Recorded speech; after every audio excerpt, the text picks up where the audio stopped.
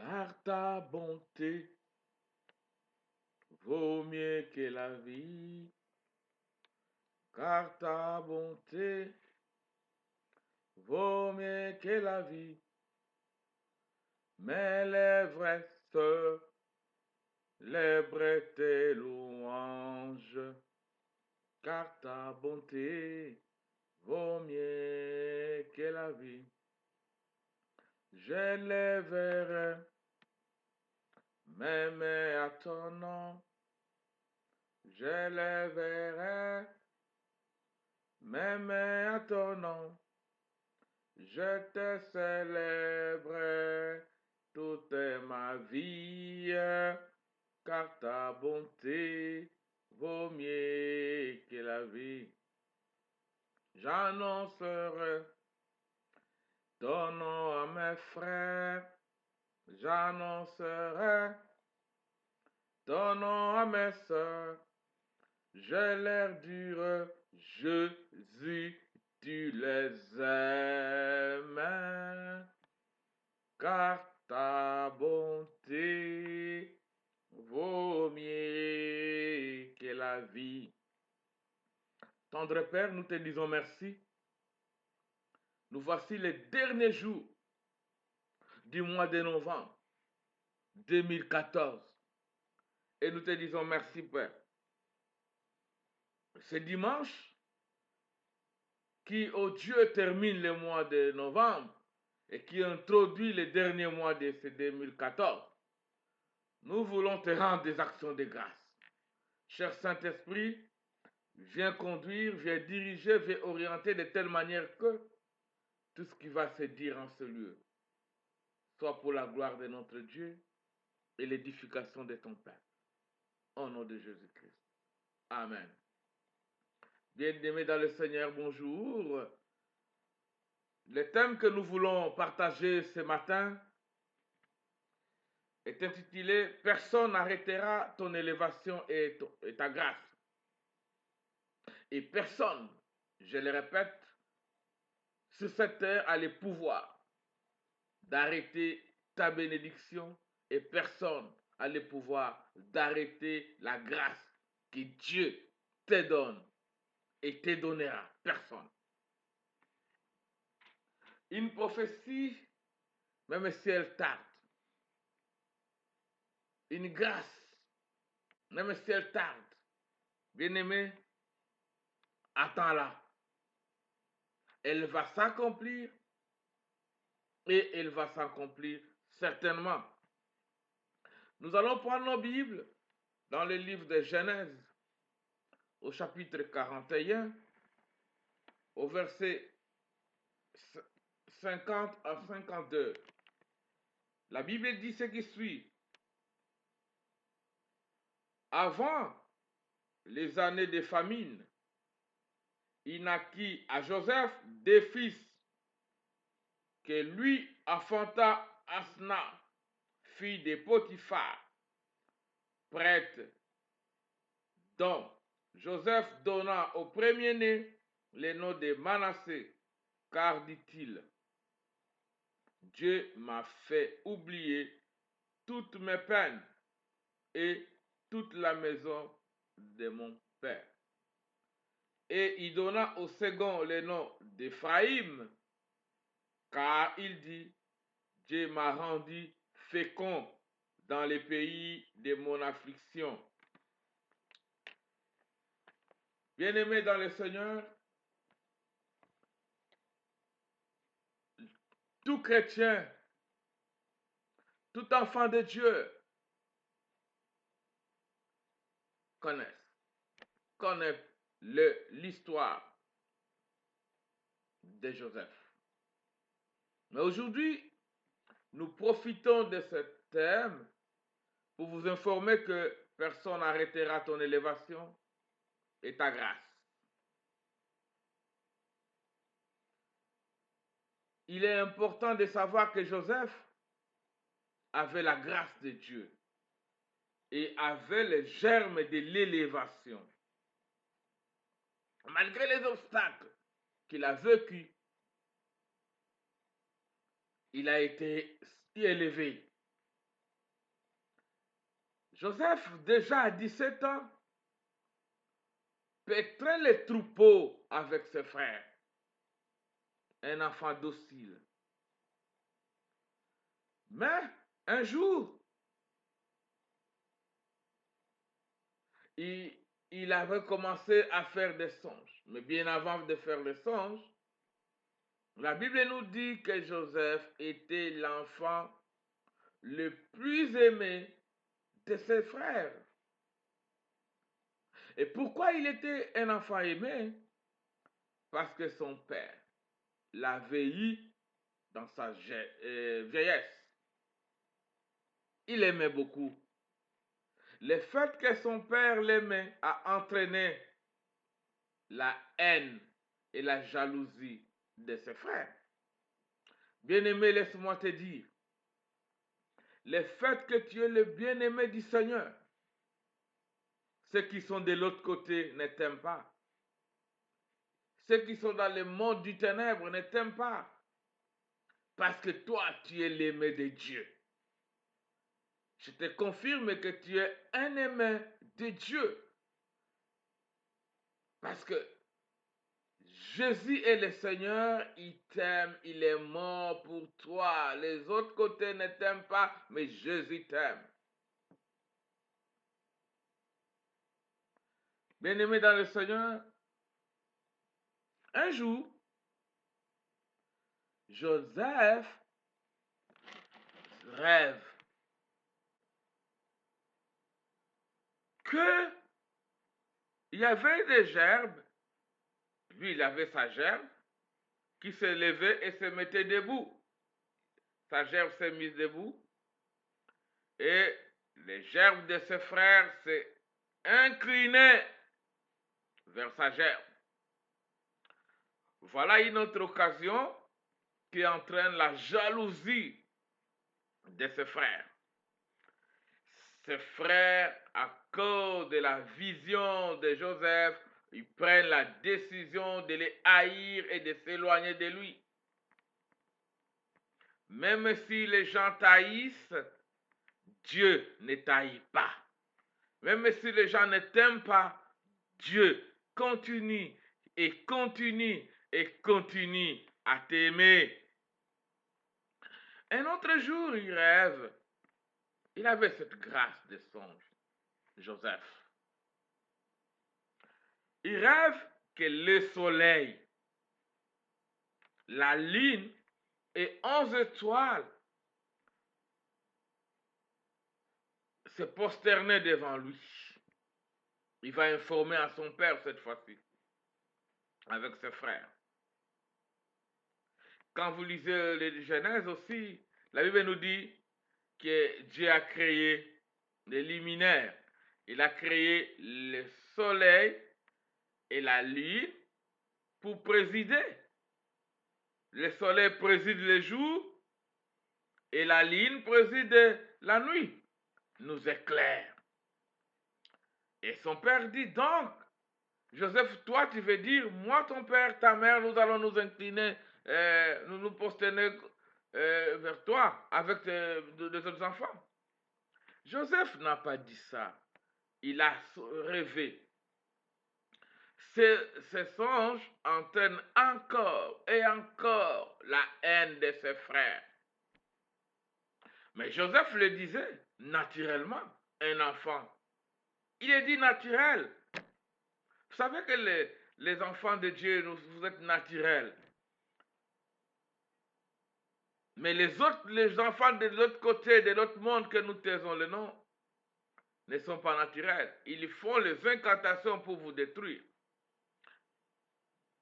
Mais le père de Joseph a gravé ses songes dans ses souvenirs. Un jour, Joseph est appelé par son père pour lui dire, va amener à manger à tes frères. Il est vrai que Joseph était d'accord d'aller amener à manger. Laisse-moi te dire que tes souffrances annoncent une élévation. Tes problèmes annoncent une solution. Tes difficultés annonce un bon résultat. Ta maladie annonce une guérison. Bien-aimé, toi qui chômes encore, c'est que tu chômes parce qu'il y a un travail qui t'attend. Tu souffres parce qu'il y a quelqu'un qui va te bénir. Bien-aimé, la décision des frères de Joseph était de les tuer. La décision, quand ils ont vu Joseph de loin, ils disent on va le tuer. Joseph a eu une vie sauve que par son frère Ruben. Chaque fois, ils feront des complots contre toi. Et ces complots ne te feront rien. Car il est écrit 1000 tombent d'un côté, 10 000 de l'autre. Et rien, alors rien ne t'atteindra. Bien-aimé, Joseph arrive chez ses frères. Il décide de les tuer. Et leur frère arrive à déjouer. Et on met Joseph dans la citerne. Et la citerne était sans eau. Bien-aimé, voilà que Joseph est vendu. Il s'en va en Égypte. Même si on cherche à vendre ta grâce, là où tu iras avec ta grâce. Là où tu es toujours avec ta grâce. Car il est écrit partout où les plans de tes pieds foulera les sols. Dieu te donne en possession. La Bible nous renseigne dans Genèse chapitre 39, verset 6, que Joseph était beau de taille et de figure. Il était une belle personne. Et la femme de Potiphar commençait à envier Joseph, qui est parti en captivité là-bas. Et Joseph avait trouvé grâce sous les yeux de Potiphar. Il dit à cette femme, j'ai trouvé grâce et j'ai tout, mais sauf toi. Bien-aimé, la femme de Potiphar a tenté Joseph. Et Joseph a réussi à ne pas se faire violer ou d'aller avec la femme de Potiphar. Vous les femmes, les mamans, les sœurs qui ont tendance de séduire les hommes, je vous dis au nom de Jésus d'arrêter. Vous les sœurs, vous les dames, vous êtes une bénédiction pour nous et non pas pour nous séduire. Arrêtez au nom de Jésus. Et les hommes qui détruisent les sœurs et les femmes, arrêtez au nom de Jésus. Parce que toi, tu es une grande bénédiction et tu vis dans la grâce. Et la femme acquise Joseph faussement chez Potiphar.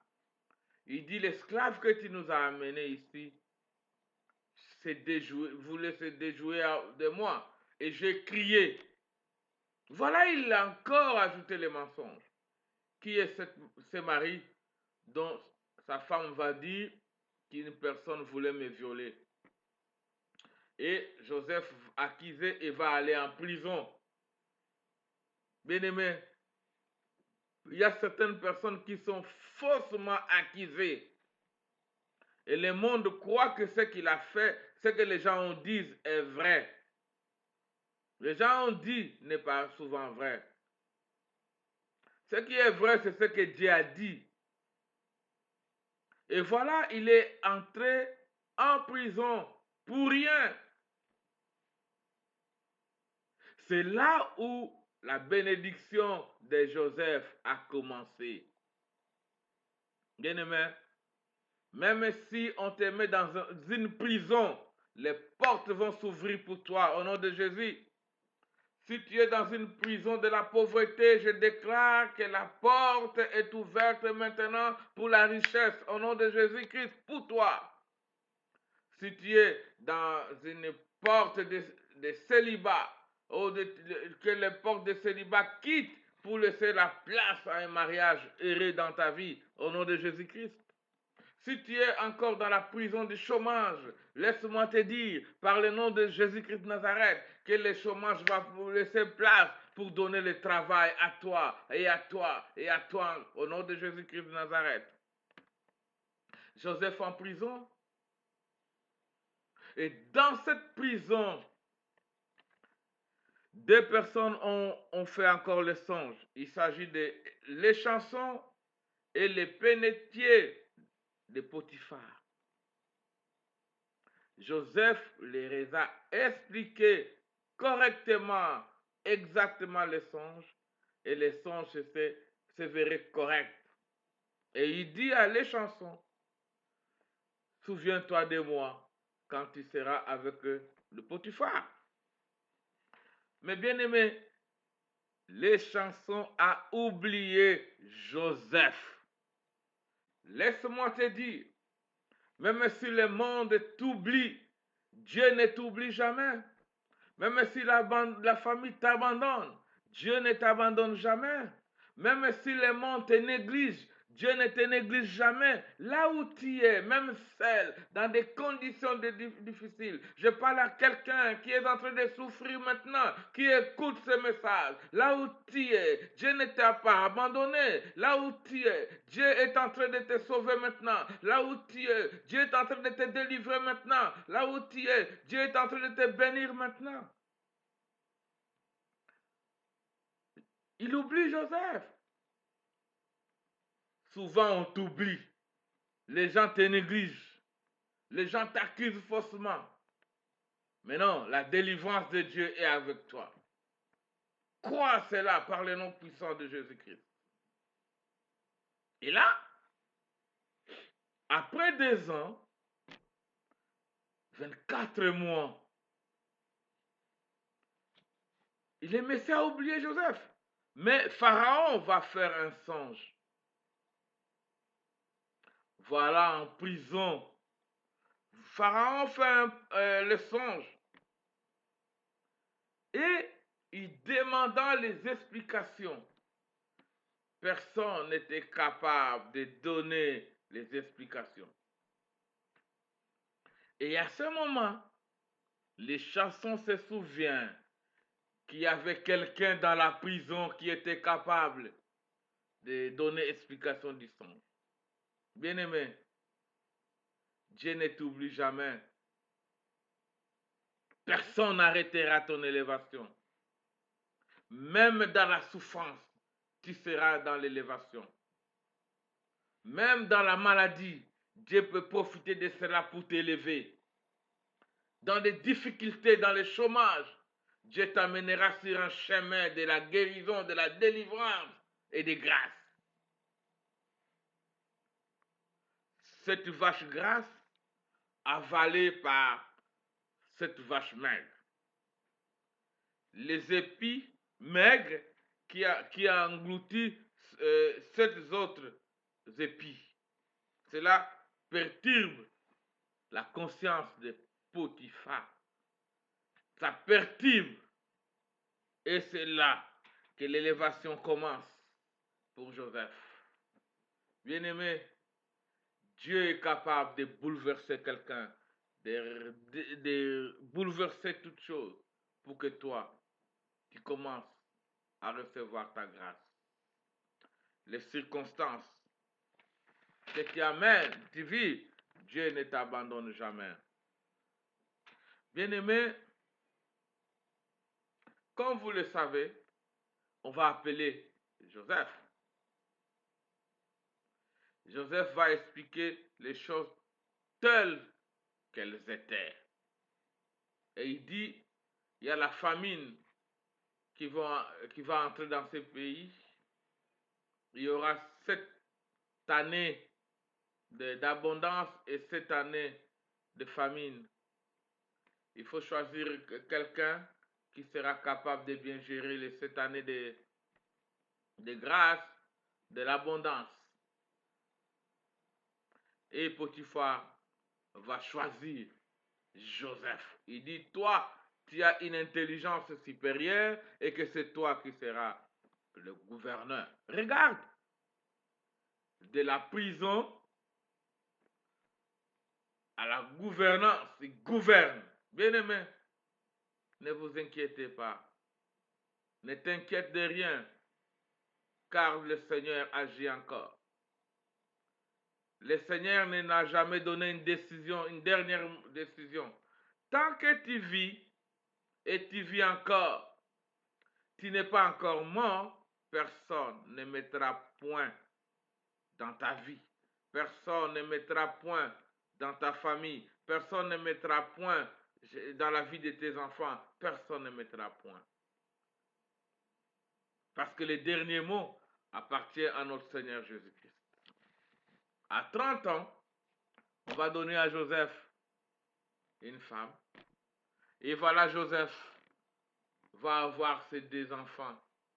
Son premier enfant, il appela Manassé.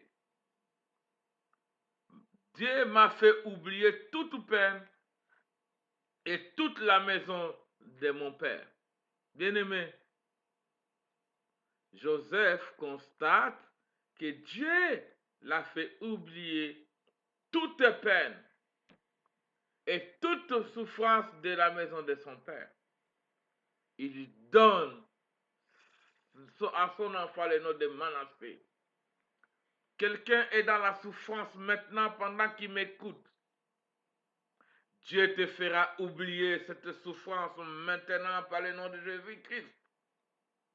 Quelqu'un est en train de vivre la peine, des difficultés, des injustices dans leur maison, dans le travail. Écoute bien aujourd'hui que le Seigneur,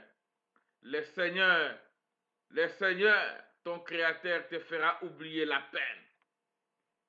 Voilà un enfant qui vit des difficultés dans difficultés de 17 ans à 30 ans. Plus de 13 ans de souffrance. Mais voilà aujourd'hui, Dieu l'élève. Et il va mettre au monde un second enfant qu'il appellera Ephraïm. Dieu m'a rendu fécond dans les pays de mon affliction. Bien-aimé dans le Seigneur, Dieu te rendra fécond. Y a-t-il une femme stérile qui m'écoute? Dieu te rend fécond et te mamelles à l'éthéron par le nom de Jésus-Christ. Il y a quelqu'un qui est stérile sur le plan de sa conscience, de l'intelligence. Dieu va renouveler les nouvelles choses. La Bible dit les choses anciennes sont passées. Toutes choses sont devenues nouvelles. Dieu est capable de te relever, est capable de te bénir, est capable. Mais pour que Dieu commence à travailler dans ta vie, il y a une chose. Il est écrit, crois au Seigneur Jésus, tu seras sauvé, toi et toute ta famille. Est-ce que tu crois au Seigneur Jésus? La Bible dit, Jésus est le chemin, la vie et la vérité. Personne ne peut aller au Père sans passer par lui. Bien-aimé, est-ce que tu sais ça? Et que c'est Jésus t'aime, Jean 3,16, car Dieu a tant aimé le monde qu'il a donné son Fils, son unique Fils, afin que quiconque croit en lui ne périsse point, mais qu'il ait la vie éternelle. Et il est écrit, tous ont péché et nous sommes privés de la gloire de Dieu. Il est important de recevoir personnellement Jésus-Christ dans ta vie comme Seigneur et Sauveur. Comme Sauveur pour dire, Seigneur, je suis pécheur. Je me reconnais pécheur. Sauve-moi, pardonne-moi. Et comme Seigneur, Jésus entre dans ma vie, prends la totalité de la direction de ma vie en détail. Je te donne ma vie. Et cette prière peut faire de telle sorte que les miracles de la grâce, de la bénédiction de Dieu soient dans ta vie. Quelqu'un peut prier avec moi? Tu dis après moi en disant, Seigneur Jésus, j'ai écouté ce message, j'ouvre mon cœur à toi. Je t'invite dans ma vie comme mon Seigneur et mon Sauveur personnel. Transforme ma vie par le Saint-Esprit. Conduis ma vie. Je renonce à tout mal et je cherche à te suivre. Au nom de Jésus-Christ. Amen. Bien-aimé, je te déclare béni au nom de Jésus-Christ de Nazareth. Amen.